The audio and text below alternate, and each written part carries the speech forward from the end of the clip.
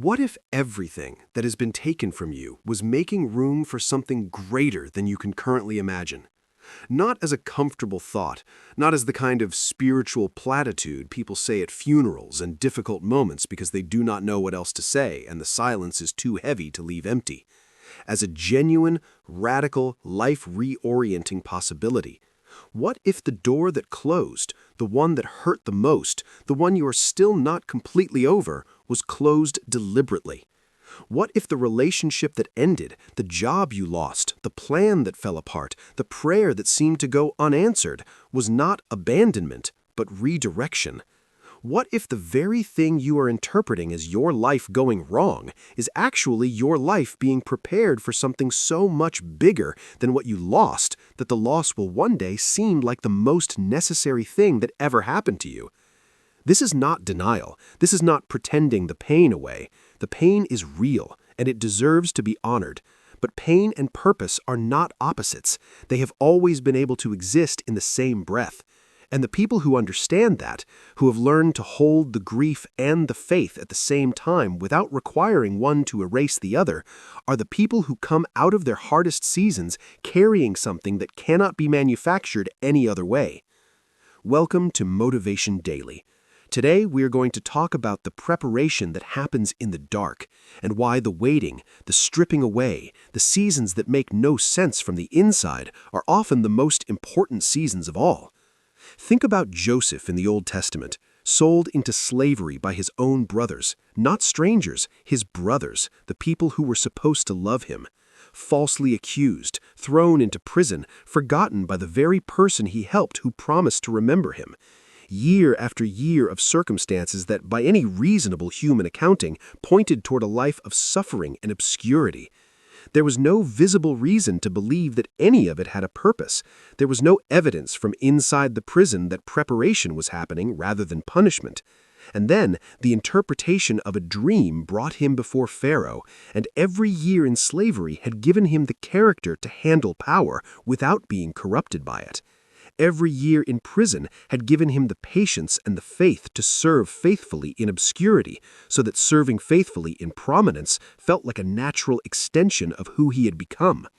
The very suffering that looked like his destruction was the exact curriculum he needed for the assignment that was waiting for him. He could not have seen it from inside the pit. Nobody can.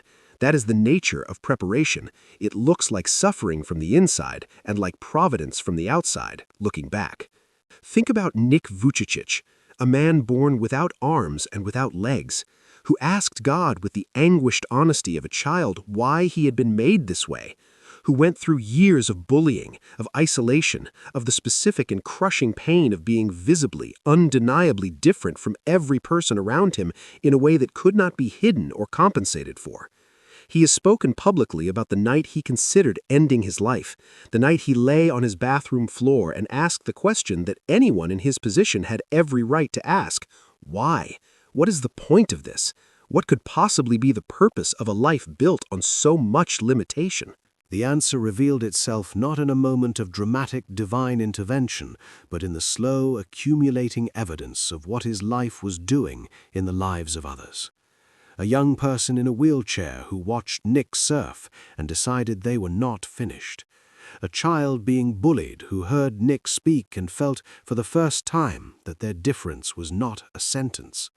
A depressed adult who encountered Nick's story at the exact moment they had decided to give up and didn't. The limitation that looked like the cruelest possible design turned out to be the precise instrument through which millions of lives were being touched in ways that no amount of conventional ability could have replicated. He was not abandoned. He was being prepared. Now let me bring this into the ordinary and the personal. Think about a woman named Denise. She had built her entire identity around her marriage, 22 years, a partnership she believed was permanent, a life she had shaped around another person with the kind of wholehearted investment that leaves nothing in reserve. When it ended, not dramatically, not with a single catastrophic event, but with the slow revelation that the person she had built everything around had been living a different story than the one she thought they shared, she did not just lose a marriage, She lost her sense of self. She lost the architecture of her future. She lost the person she had thought she was for over 2 decades. For a long time she could not find God in any of it. She prayed and felt nothing. She sought and felt abandoned. She was a woman of deep faith who was living through the experience of faith, feeling utterly absent, and the silence was the loneliest thing she had ever known. And slowly, not in a rush, not in a dramatic revelation, but in the patient, almost imperceptible way that real healing moves, something began to emerge. Without the marriage she had built everything around, she was forced to find out who she was when she was only herself. And what she found astonished her. Gifts she had set aside to support someone else's path, a courage she had never needed to access because the relationship had provided the security that made courage unnecessary, a capacity for independence and self-knowledge and deep, honest intimacy with her own inner life that the marriage, comfortable as it had been, had quietly prevented from developing. She is now remarried to a person who sees her fully, the version of her that only emerged because the first marriage ended. She has said in tears that she could not have been the wife she is now without the loss that broke her open, that the loss was the preparation, that God was not absent in the silence, He was working in it. I do not know exactly what you are going through right now. I do not know which door closed, which prayer feels unanswered, which season of your life is making the least sense from the inside. But I know this: if you are still here, still fighting, still reaching towards something even when the reaching feels like it is landing on nothing, then the preparation is still happening. The season has not finished what it came to do in you. The waiting is not wasted. The stripping away is not punishment. The closed doors are not the final word. You are being prepared for something bigger than what you lost, for something more aligned with who you are becoming than anything you were grieving. Trust the process. Trust the preparer. The assignment is coming, and you will be ready for it. Share this with someone who is in a season that makes no sense right now and needs to be reminded that preparation does not always look like progress. Subscribe to Motivation Daily. We show up every day for the people who are trusting the process, even when the process is hard.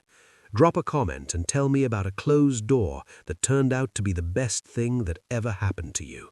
Your testimony might be exactly what someone else needs to hold on. Let's go.